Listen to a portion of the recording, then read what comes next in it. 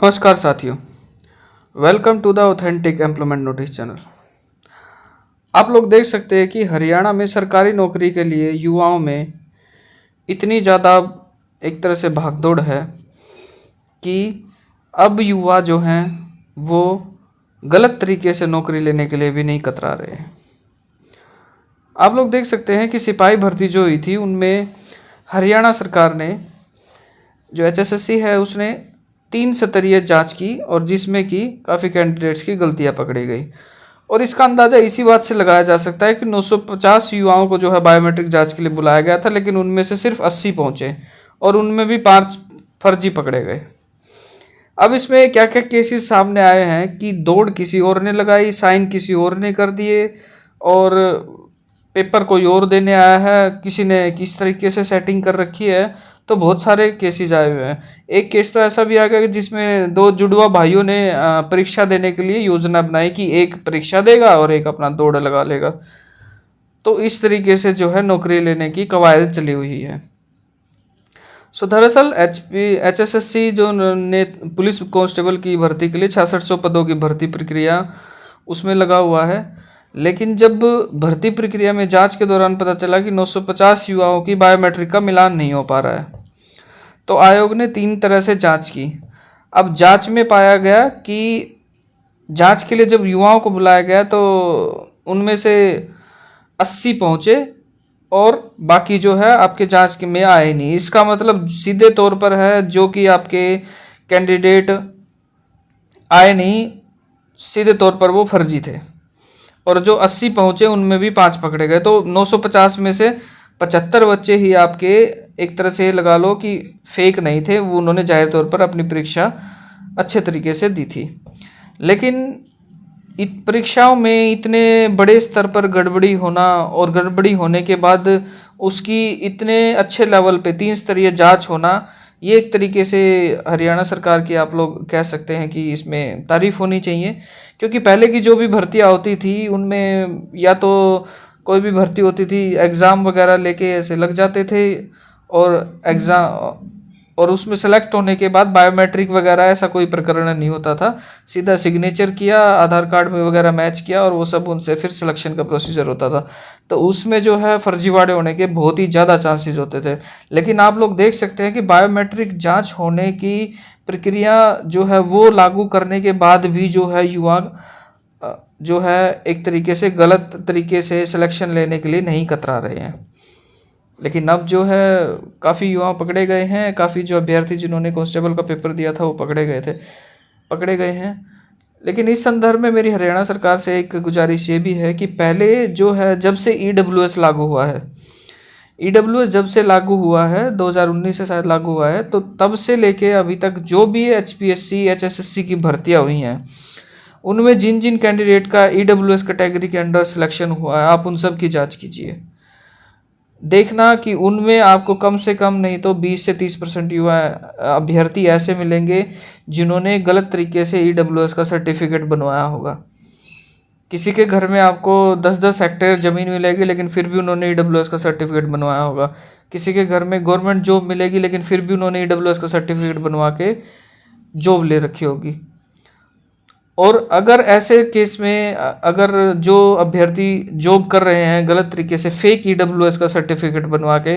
या फिर गलत तरीके से जो अभी पहले जो भर्तियां हुई थी जिनमें कि हरियाणा सरकार 10 नंबर देती थी सोशियो इकोनॉमिक क्राइटेरिया के,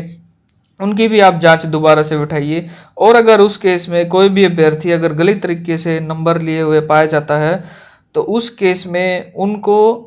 जो है उस पद से हटाकर जिन कैंडिडेट का जो है वो वेटिंग लिस्ट में थे, जो कैंडिडेट जिन्होंने एग्ज़ाम दिया था और जो वेटिंग लिस्ट में आने चाहिए थे, उनकी एक वेटिंग लिस्ट वगैरह निकाल के उन कैंडिडेट को मेरिट वाइज जो है आपको नियुक्ति देनी चाहिए। क्योंकि असल में जिन कैंडिडेट्स ने फेक तरीके से जो है जॉब हासिल किया है वो उस जॉब के कतई हकदार नहीं है।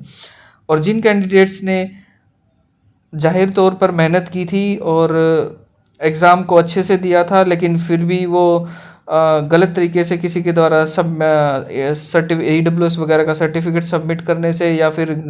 गलत तरीके से 10 नंबर जो है 5 या 10 नंबर सोशो इकोनॉमिक क्राइटेरिया के लेने के कारण वो जो है उनको जॉब नहीं मिल पाई। तो उनको जो है अब हरियाणा सरकार को जांच करके उनको जॉब देनी चाहिए,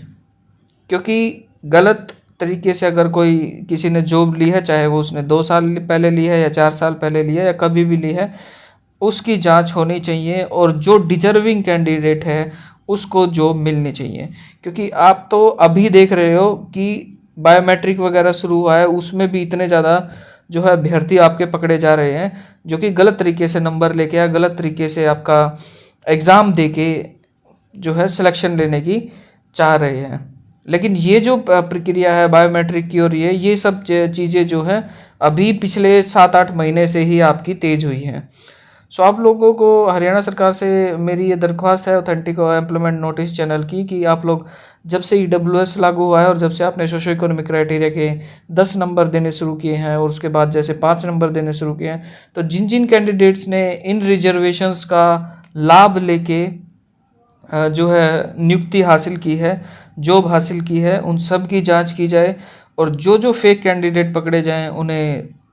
आप लोग नौकरी से हटाकर और जो डिजर्विंग कैंडिडेट थे उनकी एक लिस्ट तैयार करके उनको नियुक्ति दी जाए। तो वीडियो की स्क्रीन पे आप देख सकते हैं कि किस किस तरीके से युवा जो है वो हेरा फेरी करने की कोशिश करते हैं। जैसे जुड़िया भाइयों ने, एक ने एग्ज़ाम दिया और एक ने परीक्षा दी। अब एक ने दूसरे से परीक्षा दिलवाई लेकिन साइन उनके अलग मिल गए। अब एक दूसरी युवती से जो है एक ने दौड़ लगवाई, लेकिन फिर बाद में बोले कि मैं उस टाइम प्रेग्नेंट थी तो दौड़ लगाने के लिए नहीं आ पाई थी, तो उनका तर्क वहाँ पे फेल हो गया। और कुछ ने ऊपर जो है सेटिंग की बात कहकर पड़ोसन से अपनी दौड़ लगवा दी, और जब पड़ोसन से पूछा तो फिर उसने बताया कि मैं तो HCS की तैयारी कर रही हूँ, मुझे तो पता नहीं था कि मैं इस टाइप से पकड़ी जाऊँगी। तो एक तरीके से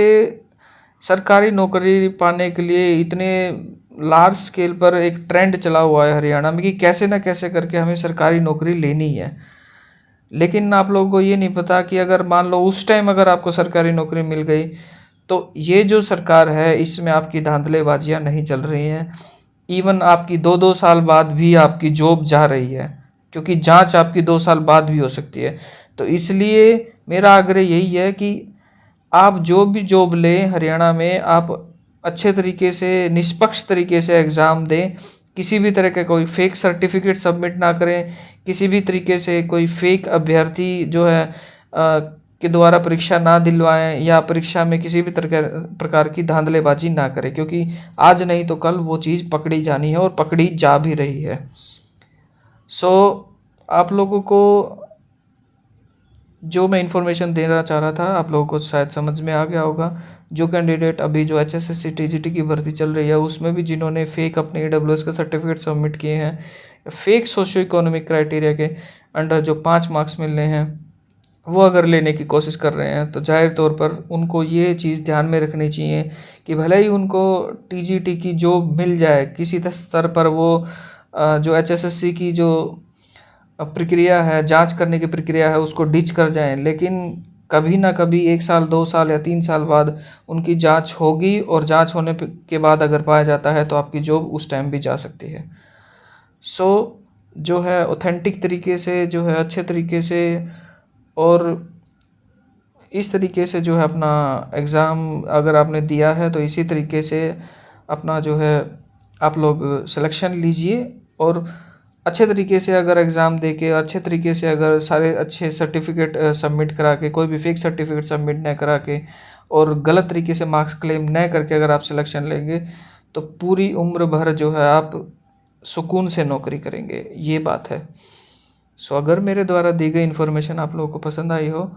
तो चैनल को शेयर और सब्सक्राइब कर लें, और आगे की और इसी टाइप की ऑथेंटिक इन्फॉर्मेशन के लिए चैनल को सब्सक्राइब कर लें। धन्यवाद।